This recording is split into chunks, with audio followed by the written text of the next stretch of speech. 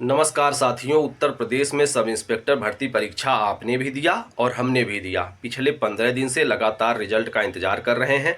हर दिन रिजल्ट आने की गारंटी 100% होती है। कई तो ऐसे यूट्यूब चैनल जिनके 1 करोड़ से अधिक सब्सक्राइबर हैं, उन्होंने बताया बस भैया रिजल्ट 20 घंटे 30 घंटे 40 घंटे में आपको देखने को मिल जाएगा।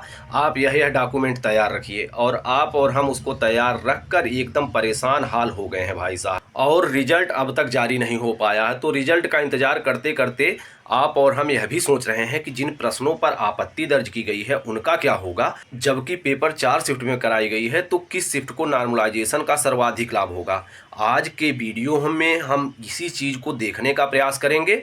यदि आप चैनल पर नए हैं, वीडियो को लाइक और चैनल को सब्सक्राइब करते हुए चलिए। जैसा कि आप सब जानते हैं कि पेपर 14 और 15 मार्च को दो शिफ्ट में कराया गया।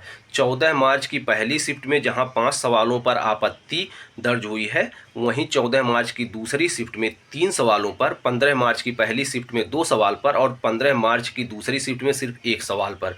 तो जैसे पेपर होता गया उसी तरह आपत्ति वाले प्रश्न भी कम होते गए हैं। इस तरह भी कुछ हुआ है। तो आप यह जान लीजिए कि 14 तारीख की पहली शिफ्ट में 1 सवाल को डिलीट कर दिया जाएगा। 14 तारीख की दूसरी शिफ्ट में 3 सवाल ऐसे हैं जिनके 2-2 विकल्प सही मान लिए जाएंगे। तो इस तरह से भाई साहब इसमें हो जाएगा।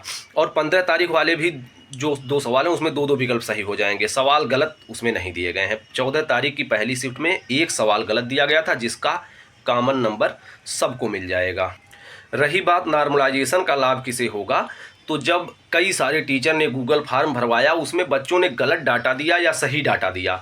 लेकिन गलत डाटा दे अगर हम मान लेते हैं गलत डाटा भी दिया तो डाटा कुछ इस तरह से फिल किए गए कि 14 तारीख की पहली शिफ्ट का औसत स्कोर सबसे कम आया और 14 तारीख की पहली शिफ्ट में सबसे कम बच्चों ने अपना डाटा भी पेश किया। तो इस तरह से यह समझा जा सकता है कि 14 तारीख में की पहली शिफ्ट में नॉर्मलाइजेशन में 10 से 20 नंबर के बीच में आपके स्कोर बढ़ाए जा सकते हैं। 14 तारीख की दूसरी शिफ्ट में 8 से 14 नंबर के बीच में बढ़ाए जा सकते हैं और 15 तारीख की पहली शिफ्ट के कुछ नंबर घटाए जा सकते हैं 2-3 नंबर तक। और 15 तारीख की दूसरी शिफ्ट में हो सके किसी भी तरह का बदलाव ना हो। तो कुछ इस तरह से आपत्ति वाले प्रश्नों पर को डील किया है भर्ती बोर्ड ने। और नॉर्मलाइजेशन का खेल कुछ इस तरह से काम करेगा। यदि आपके 130 सवाल से अधिक सही हो रहे हैं तो आप फिजिकल के लिए संभावना है कि कॉल किए जा सकते हैं। कुछ हल्का फुल्का अभ्यास अभी से जारी करना शुरू कर सकते हैं। नहीं तो आपको जिस भी टीचर पर यह विश्वास लग रहा है कि इनकी कट ऑफ सही होने वाली है, मेरा नंबर उतना आ रहा है, तो आप जाकर बिल्कुल फिजिकल की तैयारी शुरू कर सकते हैं। बहुत बहुत धन्यवाद।